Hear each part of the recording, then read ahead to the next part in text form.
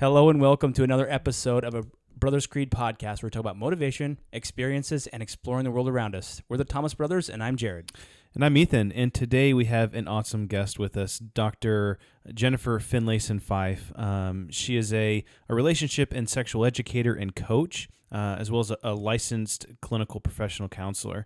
And we talk with her about masculinity and what does it mean to be masculine, and how has the idea of masculinity changed over the past 100 or even past 50 years, and what will it look like going into the future. We also talk about, interested like how that relates to sexuality and some of the good things and bad things that we've, been taught about sexuality growing up as Christians. And so it was a really good episode. Yeah, and it's really cool to talk with someone who is such an expert on this specific topic, and not only an expert, but has experience and talks with probably hundreds, if not thousands of couples on a yearly basis that experience all of these different things. And so it's a really great podcast today. I'm excited about it. Let's do it. You can't climb the ladder of success with your hands in the pocket.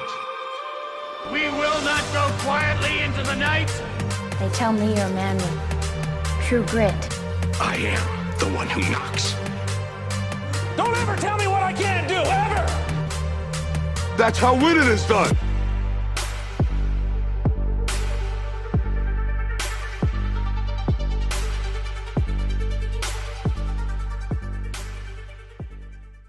All right. Welcome, Dr. Jennifer Finlayson-Fife. Thank you so much for joining us today.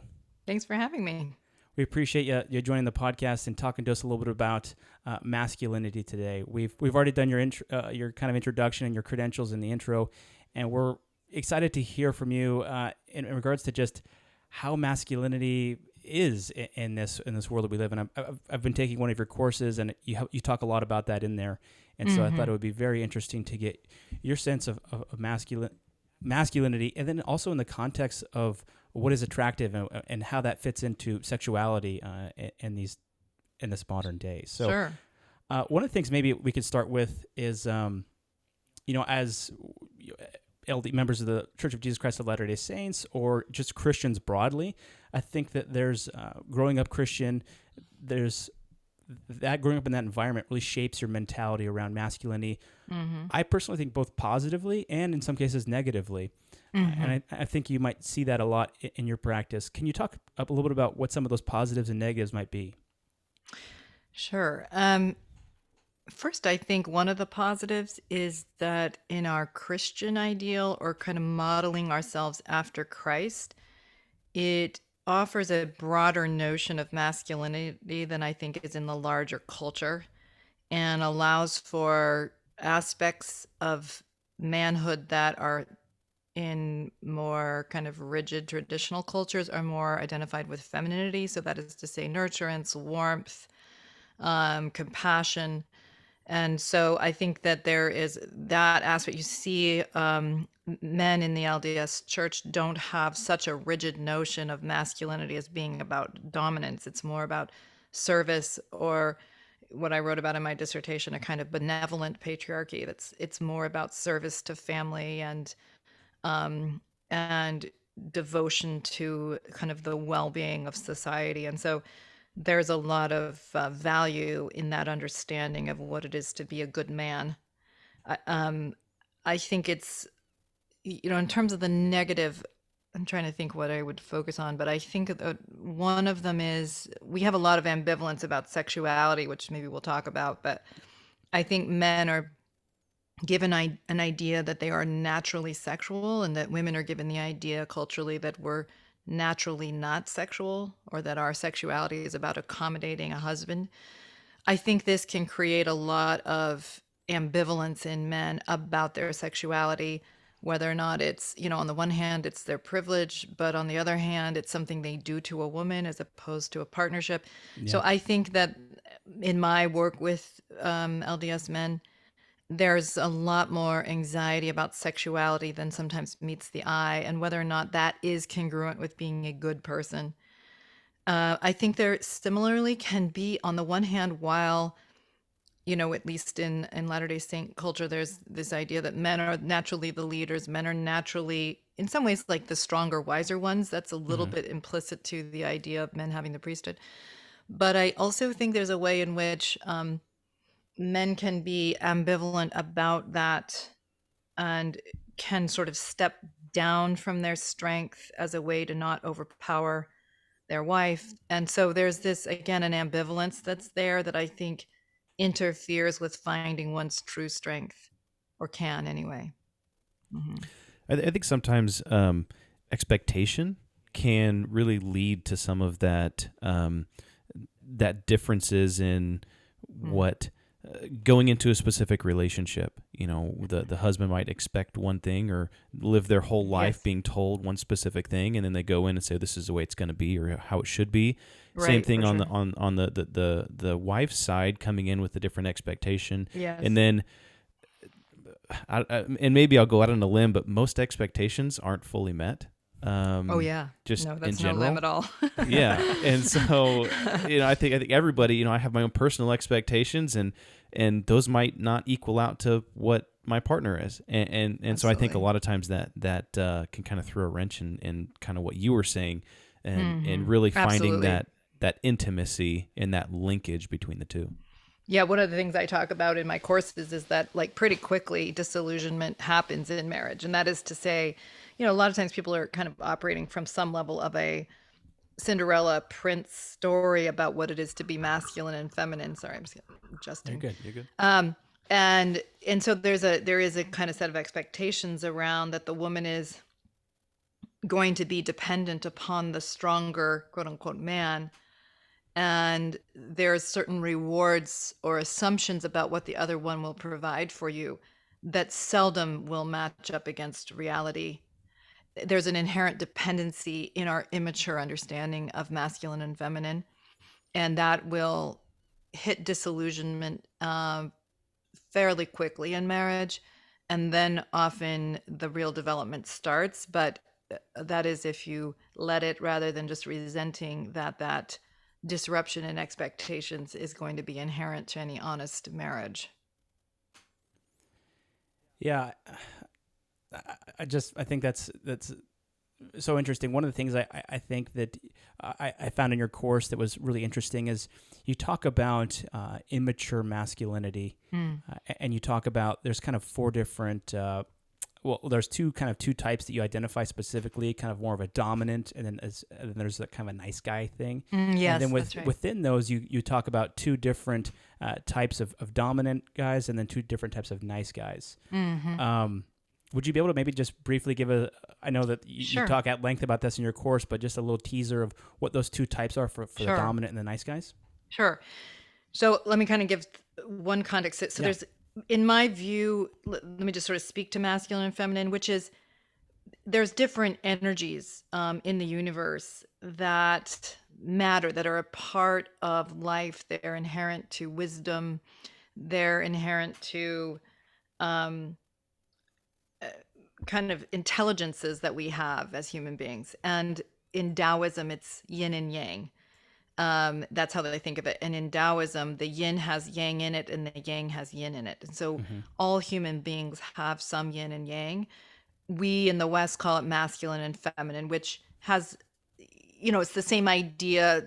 If we're too rigid in attaching yang to masculine, or to men, I mean, it can be too much specific to gender. But I'm saying Yeah. all this just to kind of better understand that men tend to prefer yang or masculine. Women tend to prefer yin or feminine energies and intelligences, because it's how we're wired, how we're different.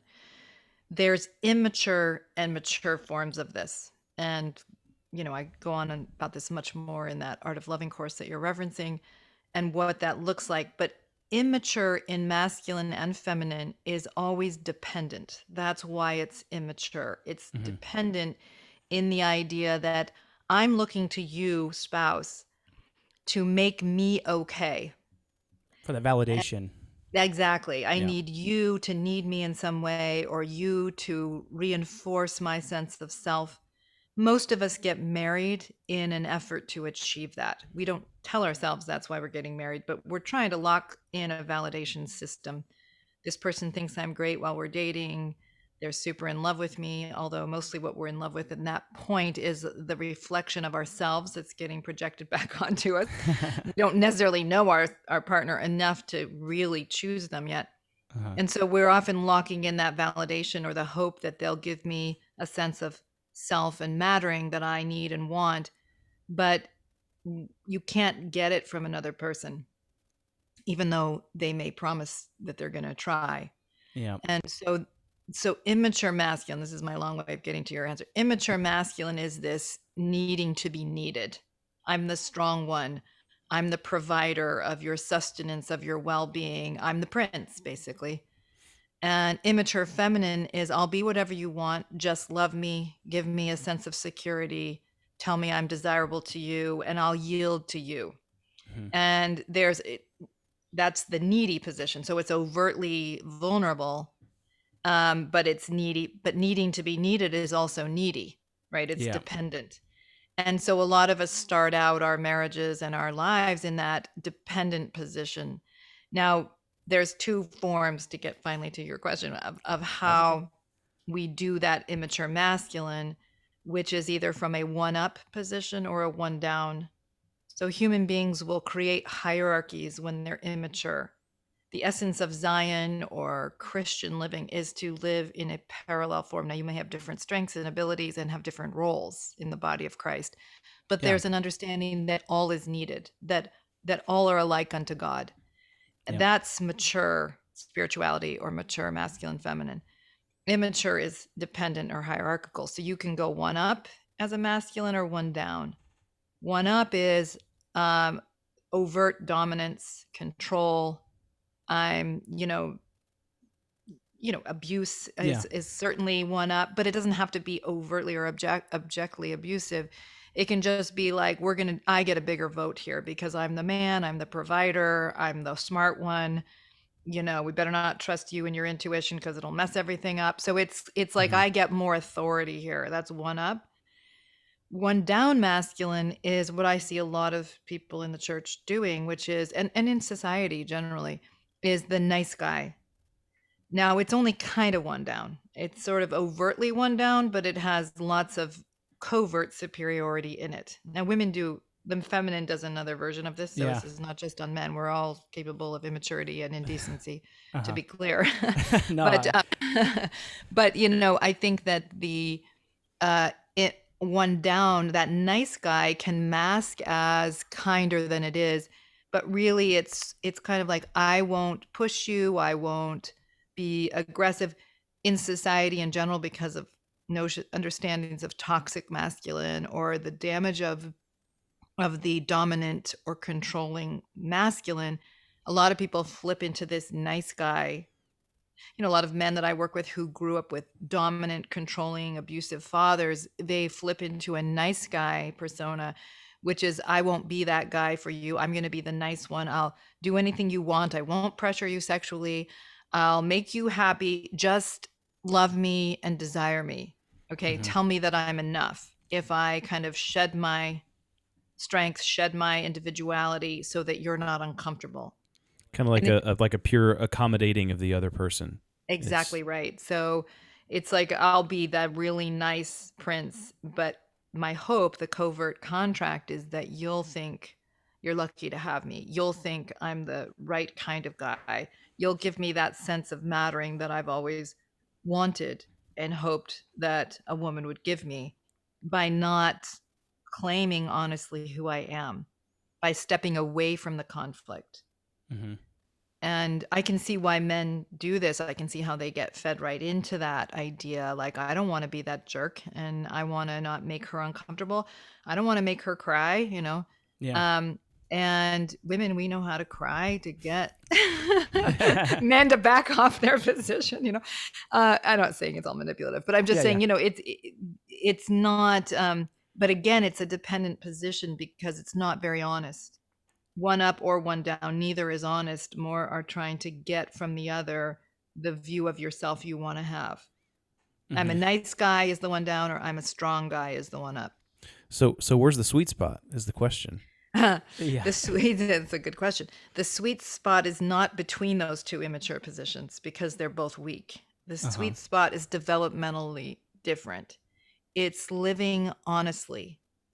Now, if I were to say what captures a mature man, it doesn't have to necessarily be all yang or even a lot yang, because I think we should be broadening our notions of what it is to be a man and a woman in order for us to live authentically. But you're living honestly, and you're not apologetic for your strengths, whether male or female.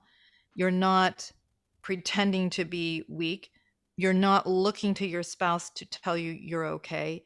You're using your masculinity, who you are, to create good in the world and to create a peaceful relationship, which includes room for who you are. But it's about, this is very conceptual, and I can try and make it more concrete so it's more understandable, but you're speaking to the best in who you are. You're not apologizing and looking for your wife to make your sexuality okay, but you're also not indulgent with your sexuality, and you're not destructive with it. And it sits on you to truly have an honest peace with yourself and your sexuality, such that it can be a gift, that it can be a blessing in your life and in the life of your spouse. So maybe let me ask you an example here. So obviously you're a sex therapist, and so that's a big piece of how all this fits together. So maybe the dominant guy is like, you're required to have sex with me, to his wife, because I'm the provider here. I do all this stuff. The I one have down needs. guy is maybe the one down guy. So there's a bug in here. The one down guy maybe says, well, I guess I don't need to have sex tonight, or we can just do it, next week or next month. Or he's just, even though I don't he want to has pressure you. Yeah, even though he has those desires, he's kind of pushing that away. So what would the mature Stronger masculine guy masculine. do? Yeah, what would he do in that situation? Well, it depends a bit on who the partner is in that. But one thing that I think a lot of men don't know is that women want a confident lover. They want it ambivalently, okay? Because to meet a confident lover is to also allow yourself to be knowable. And so for women who feel anxious about, haven't come to peace with their sexuality or with who they are going to look for ways to fend off that intimacy, right? Now, there's so many elements here. Let me just, Yeah, so there's yeah. an entire course on this. Yeah, exactly. That's why I talked for 25 20-hour hours course. on the topic. Yeah, exactly. But let me just say, so if a man is one up or one down, he's not desirable, because basically if you're one up, I have to just slide underneath you, validate you in your sexuality, accommodate your needs. Yeah. There's nothing desirable about that, except Yeah. for maybe in the beginning of a relationship. Some women are drawn to that at first, but then they stop desiring once they've locked that person in. One down's not desirable because it's too apologetic, it's too needy, it's too passive aggressive, because the guy who's like, okay, fine, is often building up smoldering resentment, and you can feel it leaking off of him, right? And that's not desirable either. Yeah. Because then she's more in a maternal position and she's taking care of her needy husband, but that's not sexy. It's not attractive. Yeah. So the guy that's in a more stable position he's not looking to his wife to answer the question of his desirability. Now, I know that for some people that's like, wait, why? If she rejects you, isn't that good information? It might be. You may want to look at why she's rejecting me and deal with what's real there that I need to address. Or is she rejecting because she's insecure? Then that's an expression of her. But what do I have to deal with in myself to be at peace with who I am as a man and as a sexual being? Because it's that lack of apology out of an honest self-knowledge that's very desirable. I don't have to, so for the woman that finds that man desirable, I don't have to take care of his sense of self through sex. I don't need any caretaking that a woman does in sex is going to be antithetical to desire. She already does caretaking too much. Yeah. If she wants sex, she has a sense of freedom in sex. Now, this isn't all on a man, to be clear. Women also have their development to do around this.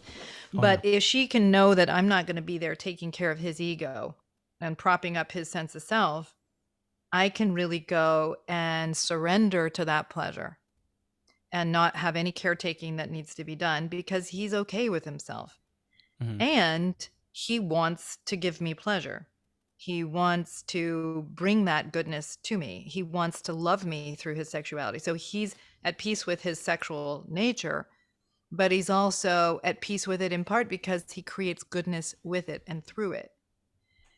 And so it's that confidence in something honest that's highly attractive.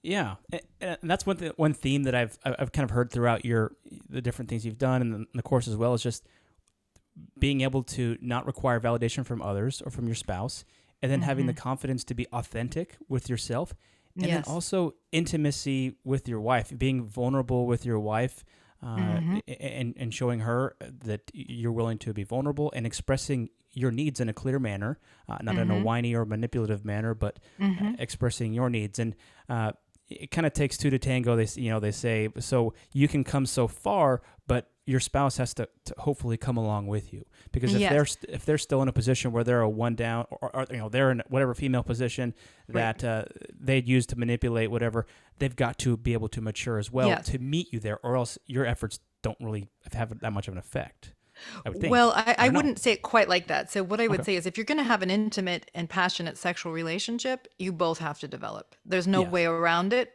It's one bummer is that sex is a team sport. Okay. Yes. So but that's also a good thing, by the way. Yeah. Oh, absolutely it is. But the bummer is that you don't have control over whether or not the other person handles their half of the collaborative relationship. Yeah. So good sex is collaborative. I mean, and it's two people bringing their best selves to create something mutually valuable and sustaining. However, it isn't for naught. If you're dealing with who you are, you at a minimum are stronger for it, and you are more at peace for it. Yeah. And you live less resentfully, and you live less dependently, and that's all for the better, even for just your relationship to yourself. Yeah. But it also makes you a harder man to say no to. This is what I see with the couples I work with, where when one starts to get a hold of themselves, it pushes the other person into some crisis with themselves, because they know, I worked with a couple where she was always in critique of him, and she had a point, because he would do immature and untrustworthy things. But what was masked in that dynamic was that she was dependent on him screwing up as a way to always kind of push herself as superior to him, and she was pulling it off. What happened, though, is he really started to confront himself and to really become a better person, a more invested father, a more invested husband, more honest, more genuine. And her first move was to get more critical. Well, it's too little, too late. You're doing that thing now, but you didn't do it for whatever number of years. And the point is, I don't know if I can actually be enough for this man that is impressing me and really emerging in a stronger way. Am I even worthy of that man? Mm-hmm. And so she wanted to push down as opposed to start confronting herself. I mean, she met with me, and so I started showing her what she was doing. And then she started focusing on her own development sexually and interpersonally, and how much she depended on this kind of moral superiority to mask her own inherent fear of her worthiness. Yeah, that sounds like one of the things I've heard you say is that a lot of times, couples will come to you and they're like, hey, we're having, some issues or whatnot. And then you kind of have to pull off all these, all these bridges, all these layers that they've built. And then and initially people are like, this is worse than it was before. Yes. on the bad construct that we've built. Like, now what do we do? That's right. So you have to tear that away, right? To kind of start anew. Exactly. And fresh. Yeah. And, absolutely. So, if you think about renovation of a house, you want a nicer space. You want a space that you can live in and breathe in. Well, there is the demolition part. It's never comfortable. You're like, this wall, it's a big problem. And so you can't build something stronger until you see what's there in a problematic way. And this is, in my view, the best understanding of why humility is a virtue, is that you sacrifice your ego for the benefit of good. And our egos are these things where, like, it's a good wall, like I want to keep that in place because it's so connected to my sense of being sufficient. And we'll sometimes, out of fear, hang on to things that really do damn us and limit us. Mm-hmm. Humility is to say, okay, it's a problem. I can see it. It's hard to have it be challenged, but it's the only way we can create something stronger. And to go through that humbling process is the ones who come out stronger and create something more beautiful. But it does take real moral courage, that's for sure. Oh yeah. I think that's great. I mean, even all those examples, you kind of, I've been married for almost 10 years now, and you kind of see some of these things as, oh, well, I could do better at this, and I could do better at that, and we could, go this direction as a couple. And so it's just really cool to see some of these different things just applying to our own life, my own life. Absolutely. Exactly. Go ahead.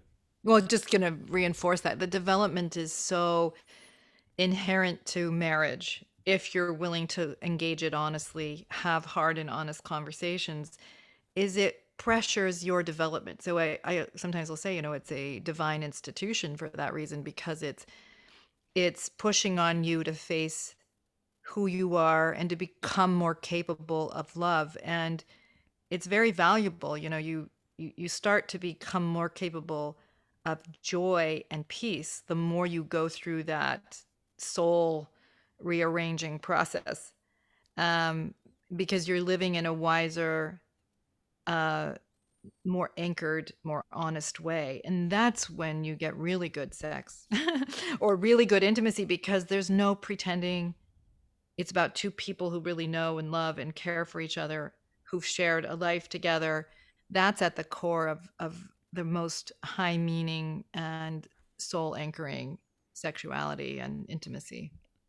So it sounds like, and correct me if I'm wrong here, but if you can use an analogy, like a lot of what your work is just helping people not validate themselves to their spouses, have the confidence to do the things right, and really motivate them and help them get on the right track personally. So that's like, fixing the engine of the car so that the tires can work. And the tires is the sexuality of their relationships. They're not going to turn unless that engine is turning. That's exactly or working, right. I should say. Yeah, that's exactly right. And a lot of times people's presenting concern is sexuality concerns, and I'm like, okay, we'll get to that. Let's deal with what's making it hard to be at peace with one another when you're just lying next to each other. Because there's these operating meanings that are creating distrust or distress, and until they get addressed and named, there is going to be struggle within the sexual domain. Mm-hmm. Yeah. I think that development aspect is very key in what's going on, and especially with masculinity. We've talked about kind of defined it a little bit, some different types of masculinity. I want to talk a little bit about kind of over the generations how masculinity itself has developed to become what it is today. You look at my grandpa or even my dad, their perception of masculinity is maybe a little bit different than what our generation's perception of masculinity is. Both for good and I think for bad. A lot of kids nowadays, they can't fix anything around their house. And so like, I'm glad that I have that ability that was taught to me. I fully agree with that. Yeah. How have these kind of principles of masculinity changed over time, and or have you seen, and kind of what's some of the positives and negatives of that? Yeah.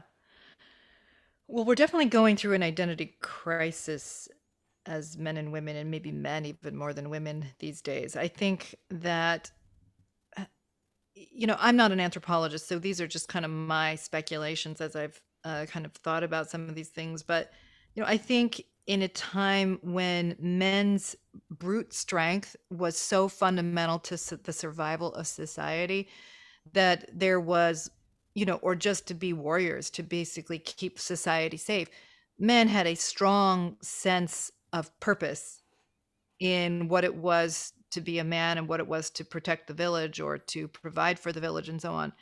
As the economics have changed, with like the Industrial Revolution, when in colonial times, men and women were working together so much for survival that there wasn't as much focus on what masculine and feminine is and these different roles. With the Industrial Revolution and Victorianism and so on, it became very much about defining masculine and defining feminine. And I think one of the reasons for that was because men were leaving the home, and I think they were getting anxious about the fact, Well, first of all, women might be anxious because the men are now out away from the home getting the economics and they're inherently dependent. But also men were anxious about women are now not next to them and maybe the postman's going to start looking good to the wife and so on. So there became these very dramatic notions that women were asexual, that they were dependent, that they just loved children and hearth and home, and men were the provider. So you can see that some of the narratives are highly dependent upon the economics. I think as we've moved into modern society in which brute strength isn't so essential for our survival. Now it's the capacity of the mind, and women are very capable in that sense. And so women's capacities are more valued by our current economy. So so a lot of the notions, these traditional notions, have really been challenged as too limited, too narrow. I think there's value in that because that dependency model is limited. So I think where people often go is they go into a broader view of masculine and feminine. There's crossover. Men become often like they're favoring their nurturing side. Women are favoring their sort of assertive side. And there's some development, but I think we're in a society that is not done a good job yet of valuing mature masculine and feminine. So while we've been in a critique, and I think it's a worthy critique because those too rigid and narrow ideas are limiting, we still haven't really moved into a clear articulation of what strength in a man or a woman is and how you embody strong masculine or strong feminine or strong androgyny as in a combination of those capacities. And so I think men are underattended to in general in our society in terms of the identity crisis that a lot have suffered. That a lot of men, working class men, could go out and know that what they were doing was making a difference for their families. I think with shifts in industry and so on, and again, I'm not an anthropologist, but I just see that there's a lot more suicide among middle class men, and I think there's a lot of crisis going on around what it is to really embody strength and be true to your core self that our society is not providing well for currently.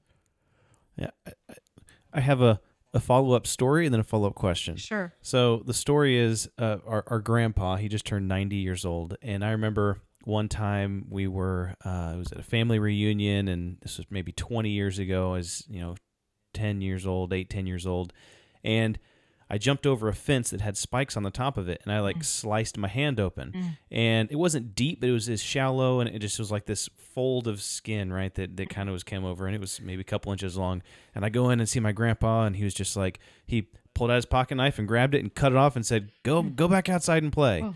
And it's just like, that was just kind of his reaction to it, right? It was just kind of that brute strength, right? Yeah. But now I think a lot of times there's two extremes to it. It's on the other side. If my son runs around the yard and falls and maybe scrapes his knee a little bit and it's not bleeding, but it's not, and then how much do you go in? You say, oh well, it's okay, and you coddle and you put a Band-Aid on it and everything else. Give him a lollipop. And so it's definitely this. There's extremes. Right, two extremes. There's two extremes to it, and kind of finding that balance is I think what masculinity is trying to do right now.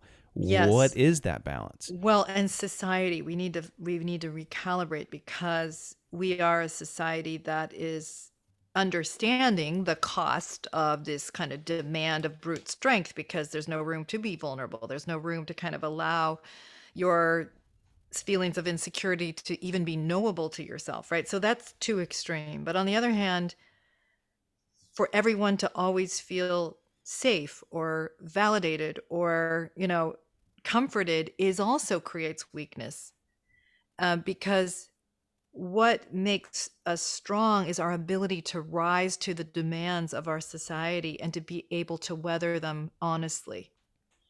So I think as parents, and I'm one of them, it's like, oh, I don't want you to suffer in the way I suffered. I was out working in the yard every single day. We worked a lot as kids. We were sewing our own clothes and canning our own food and all that. And so I'm glad I can now provide more ease for my children.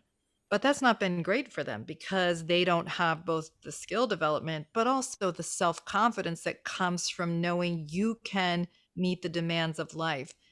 And so it's our ability to mature as a society to understand you do society no favors to not give people struggle to rise up to. And it's developmentally different. That's why we're struggling to articulate it. We tend to vacillate between extremes as opposed to understanding to live in a strong masculine is that you have capacity. You've not let your fears run your life. You do hard things, but you're not dishonest either. You're not pretending you're invulnerable or you never have a feeling of self-doubt. You don't hide who you are. You're able to demonstrate and show your humanity while favoring your courage to do things you know need to be done. And this is strong feminine also. This is not just men, obviously, but like that you don't let fear run your life. And that's different than I'm going to pretend I'm above the human condition, because that's weak to do that. Yeah, and you had mentioned something earlier talking about men's mental health to a certain extent, and suicide is vastly disproportionate on the men's side, and there's lots of other statistics that go along with that. But I kind of wanted to lead into maybe some of that that mental health, historically, and maybe we're coming out of that, but men are kind of, be a man, right? Or don't show your emotions is masculine. And how do you think that has an effect on how men perceive themselves and in turn their mental health? Yeah, well, I only have some thoughts about this. There's a lot to still be understood on this front and how we respond to some of that challenge and crisis. But I think that let me see if I can articulate that. So part of masculine strength is a strong sense of mission. So if going to this idea of yang energy is often mission driven, yin energy is more relationship driven. A lot of men are craving a sense of mission, of purpose. And women are too. So I'm not just trying to speak categorically here, but just to, they're looking for a sense that what I do is efficacious. It makes a difference. It has impact on my family, on my society, on my church community. And that sense of being able to affect the world is often very linked to what men are seeking and can't find. And especially with a shifting economy in which that's been less. And then also, I think the physicality of it. We're much more, above the neck now in our society than we are where you're out building, a log home or something on the frontier. That I think that also kind of robs men of a kind of deeper integration with their physicality. And so I think we're in a kind of incongruity currently that doesn't go well for men. Now, the second idea is that I think, restoring a sense of mission and purpose in your life is valuable for a lot of men for feeling a stronger sense of identity. And if you're in that nice guy, just do what everybody wants position and keep them happy with you, you're living dishonestly for validation. So I think what strong masculine can be is that I can bless the lives of the people around me through my specific gifts, through my development of those gifts, through the way that they make a difference for my life and for others' lives. And, I think immature masculine is that masculine kind of owns and dominates feminine. Mature masculine is it's protective of the feminine, but it's like facing outward to protect society, protect the physical vulnerability of women, so that the feminine can thrive. It's not possessive. It doesn't need to possess, because strong masculine doesn't need to own another person to feel strong. But it's allowing for the true thriving of both masculine and feminine by each the feminine is more expressive, more nurturing, but needs protection, right? In it, but not ownership. And that's where so I think if we can grow into a deeper understanding of how being true to myself really allows me to foster the thriving of those around me, to actually know I make a difference, but I don't need to be superior or be seen as everybody needs me to manage my ego, but that I know and feel comfortable with who I am and how I have an impact on those that I love. That's where we get our stronger sense of self. So I talk to women and men about this, is that how do I develop my gifts, my unique energies or capacities or intelligence? How do I develop those in a way that make a meaningful difference for those around me, whether those are overt and obvious to all or more subtle and nuanced? But I know that I matter and have some way to contribute to the society and relationships around me. I think that's very connected to our happiness and our well-being. That was a great answer. Absolutely. I totally agree. I love what you said about, having, men can be disconnected from their physicality. I think that's so important to have as men, to have a hobby that if you're sitting at a desk all day and you're just doing desk work all day and you're using your brain, then have a hobby where you go out and you work out, or you do triathlons, or you carve wood in your garage, or weld or something like that. And so that will help balance you out and help you achieve that physicality as well. Plus, it's a turn on for women. That's right. Yeah, exactly. That actually leads into the next question. Well, let's just ask one more question, and then you go ahead. Yeah, I mean, that was going to be what are maybe the top reasons. Yeah, what would you say the top 5 masculine traits, or top 5, or your top masculine traits that men can work on to improve in their relationships that would be more enticing to their spouses? It's such a good question. I have to think about that for a minute, like how I would think about it. Because, to be just like, for example, what I'm very drawn to in my husband is his honesty, because he's not, he doesn't pretend anything. And so there's a kind of confidence in that he's going to say what he's going to show who he really is. He's not trying to prove that he's cool or that he's above being human. And so it's inherently strong. So I think women are drawn to strength. That's pretty consistent in the category of sexuality, is that women's romance novels and things, the antagonist is always, or the protagonist is always like, however it goes, but the one that's desired is strong in some way. They're effective. They're able to do things. Now, I think strength is very much linked to how honestly and truthfully we live, how much integrity we live by, not by what our specific capacities are. Right. So I think that honesty is a key feature. I mean, I'll just speak about my spouse for a second, and then I'll think about how it relates to masculinity, because I find my husband to be a very compassionate person, and that's technically a more feminine energy. But it's not a compassion out of, I need you to be happy with me.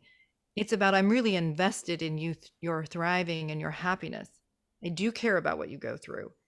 And I think for a lot of women, just speaking to the research on women's desire, if you think about the biological vulnerability of opening yourself up to a male partner, it makes sense, because you're vulnerable to disease, to pregnancy, that you want to map that man doesn't just want to have sex with you or thinks he's entitled to having sex with you, but that he's invested in you as a person. Right. And so I think there's a stereotype that and I think there's some truth in it, that men's sexuality can be non-discriminating. Right. And there's biological reasons why it is less discriminating than female sexuality. Mm-hmm. But to map that this man is invested in my well-being, not me liking him, not me always being pleased with him, but invested in my well-being and honest enough with me, I think that's very attractive. So, because there's strength in it, and it's one thing is, as people develop, they also become more androgynous in their character development, even if they prefer a masculine or feminine sexually, and couples do tend to polarize sexually to increase the tension, even if in the light of day they are more androgynous in their skills and capacities. So I think there's this sense of honesty, this sense of investment. I think a sense of uniqueness or identity. Like it doesn't have to be strictly in the mission frame, but more like, what am I about? What am I good at? What do I do?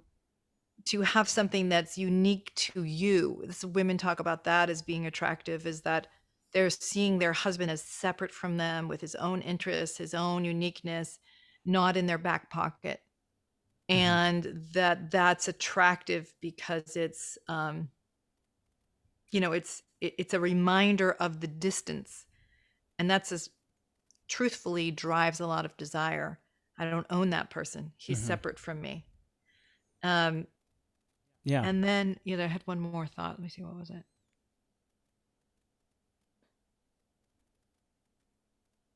Oh, it'll come back. The sense of uniqueness. Women also talk about seeing a man be invested in her children or their children, like to be a good father, to bring that investment in them in his own way, but still like he does care about the offspring. That's very much connected to, and then also being protective. So times when I see my husband stand up for me, or kind of like, it's not that I couldn't do it, but to see him move to kind of protect me is like always a turn on. Yeah. That's good. Yeah. Well, there you have it. The 5 things that every guy needs to do to be more attracted to his wife, as well as being authentic and some of the other things we talked about, about validation and whatnot. So, right. Those are excellent things. Well, I think we're kind of towards the end here. And one of the things that we always ask our guests that come on, and we really appreciate you coming on. We are a brother's creed, and we always ask our guests about their own personal creed.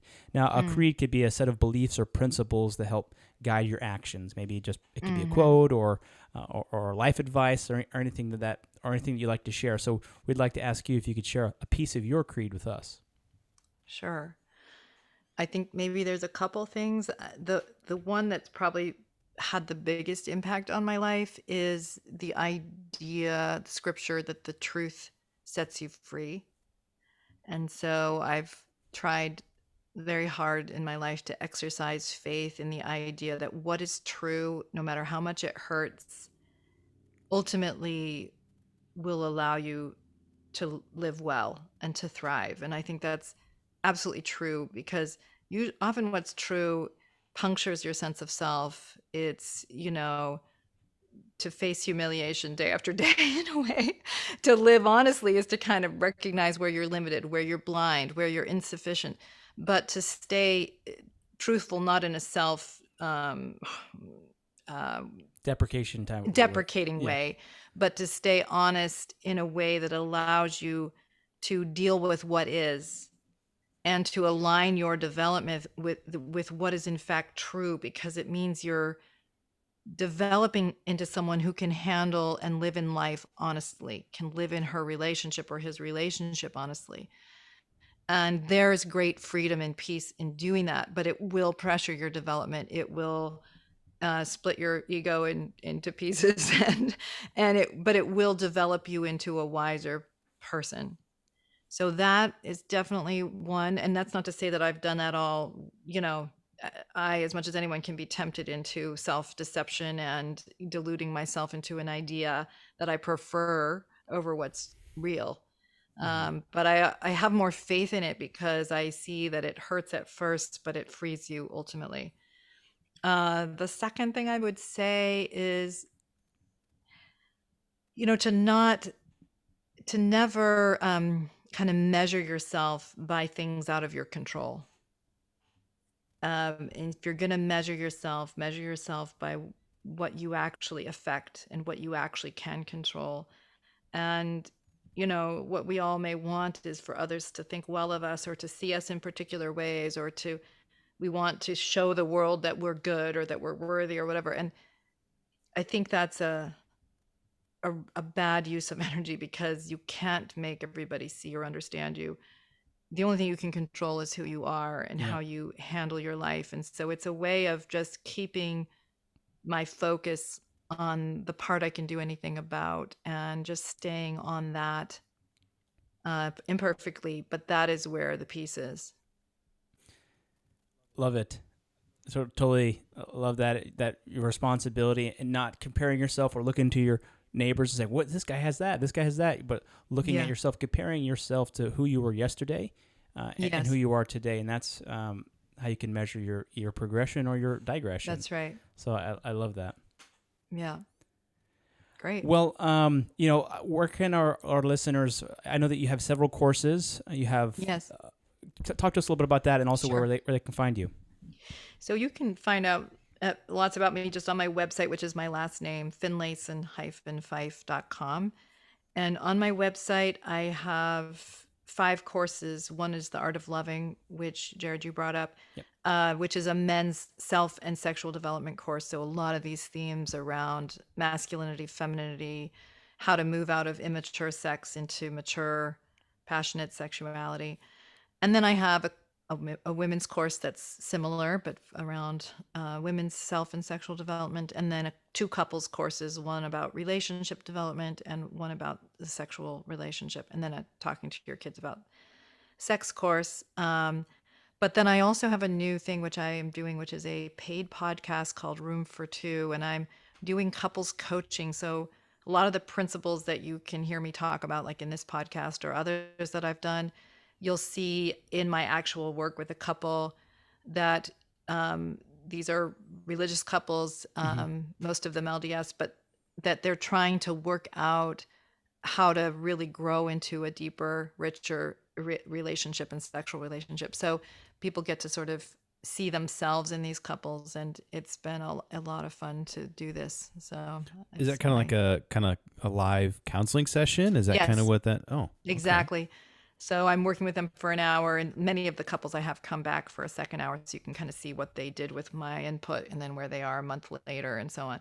Yeah. But it's been getting great reviews because I think it allows people to really see themselves in the couples and see what they've been blind to in themselves, or what they've been recreating as a couple that's interfering with their happiness and their freedom and a sense of deeper honesty between them. So it's just a way to, I don't have enough hours in the day to see all the people that are looking for help. So I'm trying to find ways to have other people be able to find help for themselves through hearing other people's stories. Yeah, well, I will say, you've got so much going on, and I've listened. Obviously, I've taken your course. I think that, and I'm excited to take some of the other courses, with my wife. And you're one about teaching kids about sexuality. I've got 4 boys, and so I'm absolutely going to need to take that one. And I think that the way that I was kind of taught about sexuality, I think it's kind of an older. I just don't feel like there was a lot missing, and I feel like there was a lot of manipulation that's there to force a desired behavior. Yeah, sorry. And I know you're fine. So I'm excited to take that, and excited that of all the work you're doing, and for anyone out there that's on the fence whether to take the course, go take the course. Follow her on Instagram. And so, what's your We'll put your Instagram in the show. Yeah, notes, sure. So. It's FinlaysonFife, just one word. Yeah, exactly. Yeah. Well, sounds good. Well, thank you so much for joining us today, and we'll be in touch. Great. Thank you. Man, that was a great episode. I think that she shared a lot of good things just about like how not to be. We talked about the different types of men and like the immature masculine, like one upper and one downer, and how I think it's interesting just how important getting yourself right is before all the sex comes in, and like how one thing does lead to another. Yeah, it's kind of like building your own self-worth on your own silo, right? And making sure that you're good, and that will actually drive others to follow, or to you become more attractive to others. In this case, maybe a spouse, or I think even people you work with or whatever. That we talked about that dependency. Sometimes people, it's just that immature, mature masculine.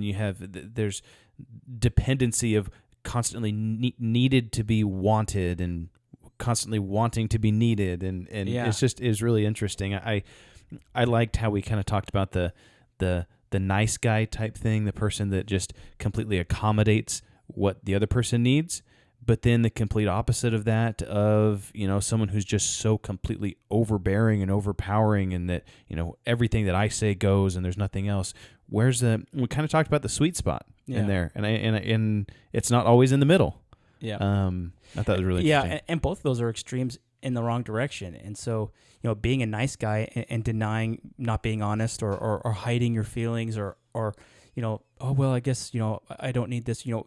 That's not attractive, and that's not who you want to be. So I liked what she said about. She gave that example of the guy who was improving himself, and then his wife was always picking on him, and then she actually ramped up, kind of picking on him and being mean to him because he was improving himself, and it actually probably made their relationship worse.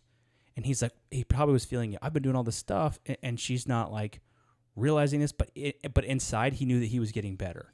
Yeah, and then from her perspective, it was just, she said that wife in that example was more threatened. Yeah, kind of like, oh, well, am I really worth the man that my husband is becoming? Yeah. I think it can obviously go both ways, and we're talking about masculinity in this specific case, but hopefully it kind of evolved to the point to where they're kind of growing together towards one purpose, but independently. Yeah, I mean, and that's like the importance of getting your wife on board, or getting your spouse on board. If you're a woman, obviously you're getting your husband on board with this kind of a thing, because if you're improving, you're growing, but this other person is stuck in like an old methodology or old mindset, it's going to be hard, and you might in fact have more clashes. But you shouldn't dampen your own personal growth. A true marriage and someone who loves you will want you to grow personally, and not want you to stifle your growth so that you can remain in a place that is dependent or on validation from them. And I mean, that literally is what a Brothers Creed podcast is all about. I mean, the whole purpose, the reason why we started this was to grow. The tenets of a podcast are motivation, experiences, and exploration. We want to become motivated to grow, to develop certain skills, whether that's what we consider, manly skills or emotional skills or relationship skills or personal skills, whatever it may be. Explore new things and experience what the world has to offer that really not everyone gets a chance to experience. Yeah, totally. And and also we love to have fun and do fun episodes too. So you'll see a wide variety of episodes. You're like, how's this motivational? It's interesting, but I don't know if it's so. We do a wide variety of stuff. But anyway, we want to just say thanks everybody for joining, and definitely go check out our stuff. I can attest that I'm halfway through a course. It was really good. There's a lot to it. I probably will go through it a second time. But definitely go check that out. And yeah, you can find us on social medias, Instagram, TikTok as well. We also, if you want to see the live video of YouTube, we're on TikTok as well. So check us out there. So let's go ahead and let's build that creed together. All right, let's do it.